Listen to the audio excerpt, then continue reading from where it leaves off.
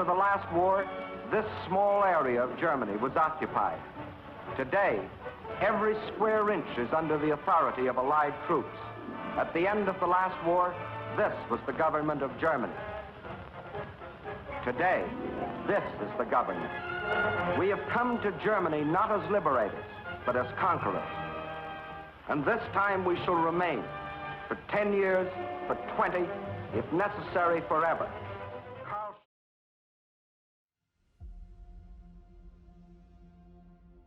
When World War II came to a close, the world stood by as the Allies took sovereignty of Germany, deciding how best to build a successful democracy from the ruins of a defeated people and a defeated nation.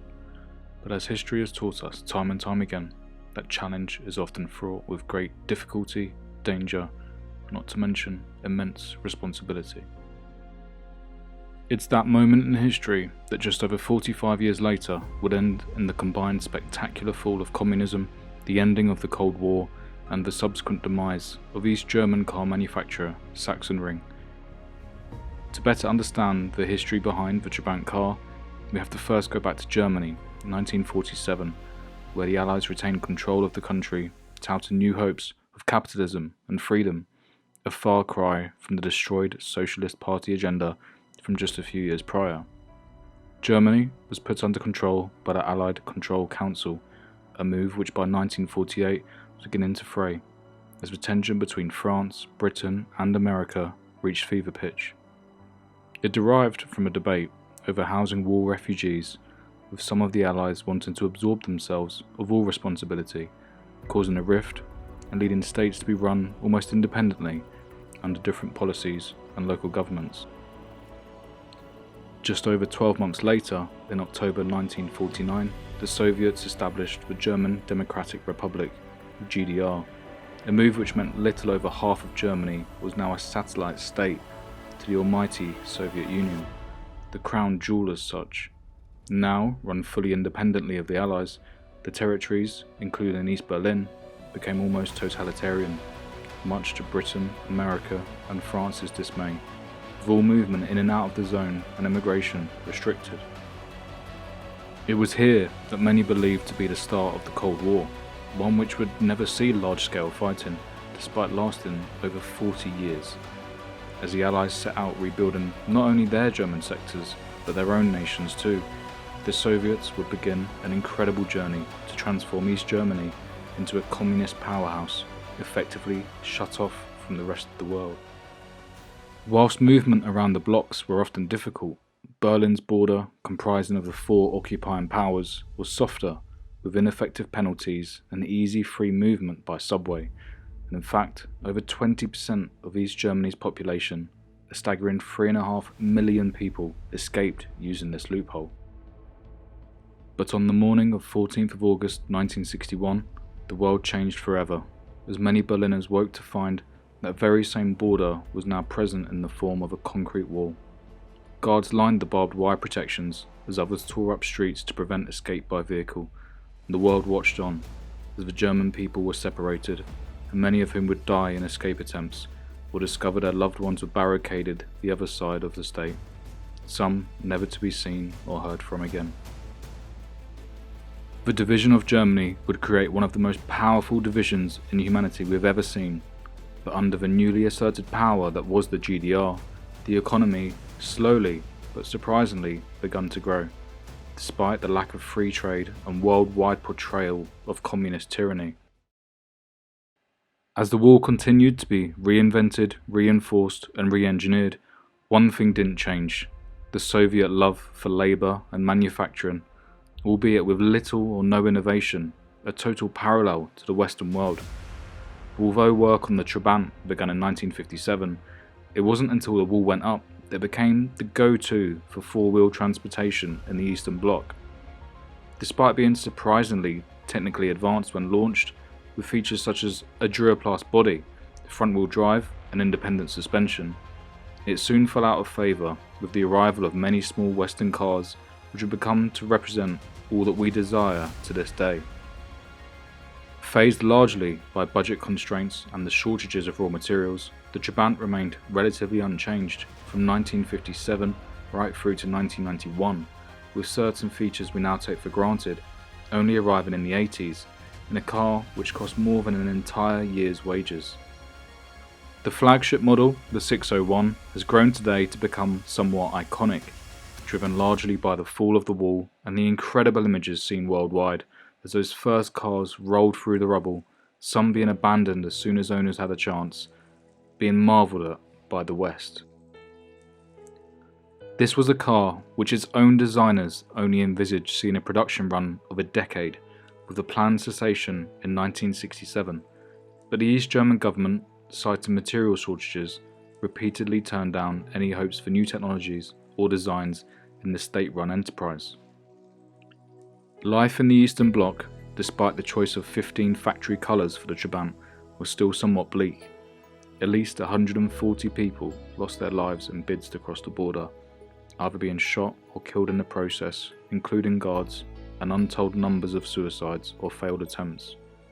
The distress and despair the war brought along with it was perhaps worsened by the immense strains on the labour-intensive production involved in building the 601. Today, we have the ability to buy a new car, turned around often in months, but for those who could afford the asking price and sacrifice a year's wages, nearly £20,000 in today's money, the wait time was typically a staggering 10 to 18 years for a car which had to be paid for in advance. So much so that stories have surfaced of buyers who had registered their children on the waiting list, hoping that by the time they came of age to drive, they too could own one, if their parents hadn't already taken delivery of theirs. The market soon arose for used and instantly available Trabants, commanding 2 to 3 times the list price on the black market. But with little alternative and increasing affection for the small but simple family hatchback and estate models, owners began to take immense pride in the ownership the Trabant would bring. Neighbours would often be amazed by the hours of cleaning, TLC and detailing the car would receive when delivered, with owners cramming as many family members in as possible for their first drive. It may not seem too unusual today, wanting to show off our new car to those very close to us, but if you were to have an accident on that maiden voyage, you would expect to incur another huge wait time, months or years, for any spare parts, which nowadays can be sourced for as little as £5 for a door. Favoured as a far cheaper alternative to the 1.3 litre Wartburg also on offer, many Trabi owners, as they became known, enjoyed MPG in the high 30s from a simple 2-stroke 600cc motor, which occupied around a quarter of the engine bay. And keeping in spirit with the communism way of the people and power through simplicity, it was said that any typical labourer could fix their Trabant themselves at the roadside, often with little more than a spanner. After all, it was a car that could carry 5 passengers with an engine that contained 5 parts. Despite several prototypes being dreamt up during the course of production, it remained largely unchanged. That was until the 1980s, when the rest of the world was enjoying the throes of new music from Queen, Bon Jovi and New Order, whereas the Sachsenring plant was still slowly churning out 601s with 27 horsepower and not even the luxury of a fuel gauge. Owners, including myself, would find a black plastic dipstick tucked under the bonnet, designed to be a crude yet simply effective indication of how much fuel you had in your tank. It's easy to imagine the routine many passers-by would have observed every morning in East Berlin, with thousands of bonnets propped open, owners eagerly checking how much of their 50-to-1 petrol and oil mix remained ahead of their commute, possibly even to the factory. But just as owners journeyed on, so did the manufacturer, as by 1989 countries had begun dismantling pieces of the protections littering the carved-up German nation. Initially, in a bid to test the response from the Soviet Union leader Mikhail Gorbachev, a peaceful response followed, and the Eastern Bloc began to fall apart. 4 decades of communist rule was almost being rewritten as the eventual exodus ensued, as those desperate to flee made their attempts. They were aided by picnics, where the West would promise food, gifts and money in exchange for leaving the Eastern Bloc, a promise which perhaps very quickly replaced the need for a dull, polluting and uncomfortable people's car. One incredible article from October 1989 tells of the mammoth effort the Prague government put in place to clear the streets of nearly 2,000 abandoned Trabants, simply littering the streets by those who couldn't wait any longer to flee to neighbouring countries. All of the vehicles, including their treasured Volkswagen Golf, were handed back over to the state, with them stating that any owners forfeited their right to own one as soon as they left the Eastern Bloc. The Trabie invasion, as it became known, meant they were vandalised, with parts stolen or damaged, all taking place to a lineup of cars which for many was the dream of a lifetime.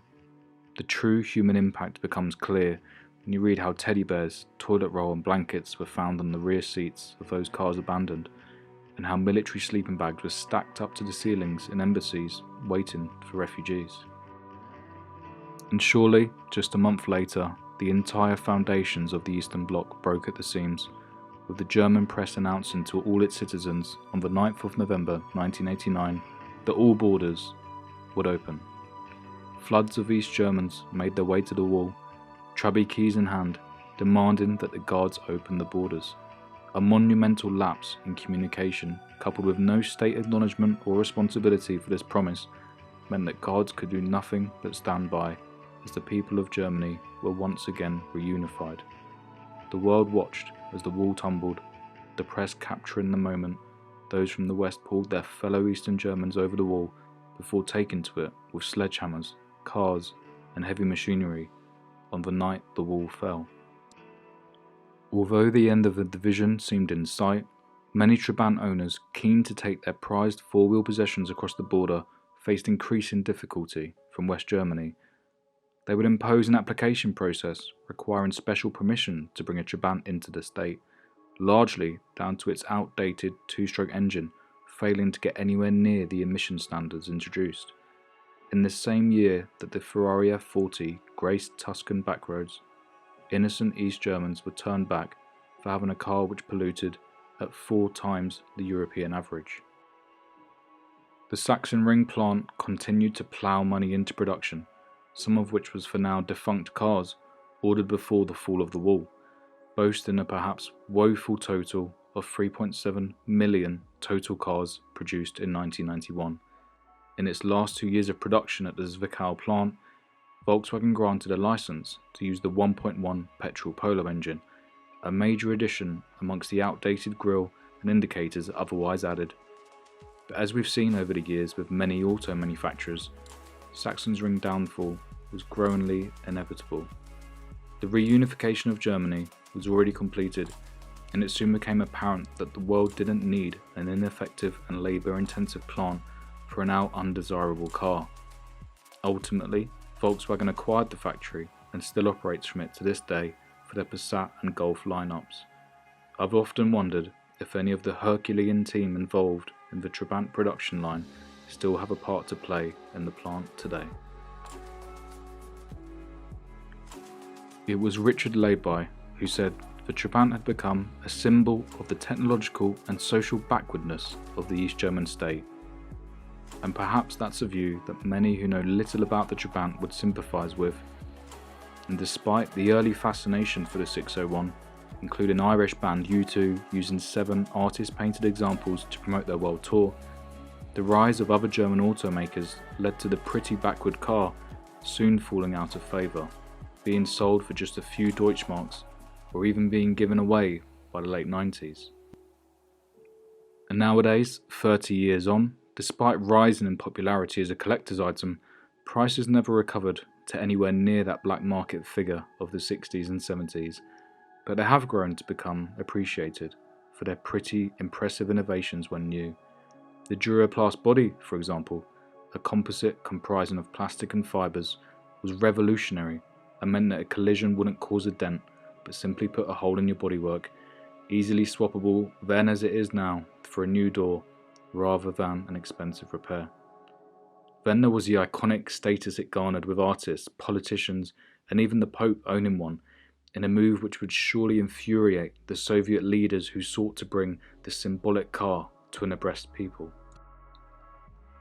Streets in Berlin are still littered to this day with Trabants, although they've become a fun and educational tourist attraction to visitors from around the world and many flock in there solely to stand or sit in the presence of this hugely misunderstood car. Trabi safaris now exist, providing a guided tour of the capital as you drive any of hundreds of decorated and modified 601s through the checkpoints and along the remaining parts of the wall. Having been to Berlin myself several times and walking the length of the wall, hearing the stories and the unmistakable two-stroke engines approaching the lights, it will always be a car with a special place in my heart, and I'm sure with so many others. It came at a time where families were cut off from one another and soldiers became entangled in a moral circus, and a beautiful city stood divided for over 40 years. And now, nearly 70 years on from its conception, the love this car gets is on the up. A growing fan club exists, and many museums and owners take part in Trabi rallies every year to commemorate the fall of the wall. Owning this car for me isn't about the street cred, it's not about the value, but it's about the enjoyment.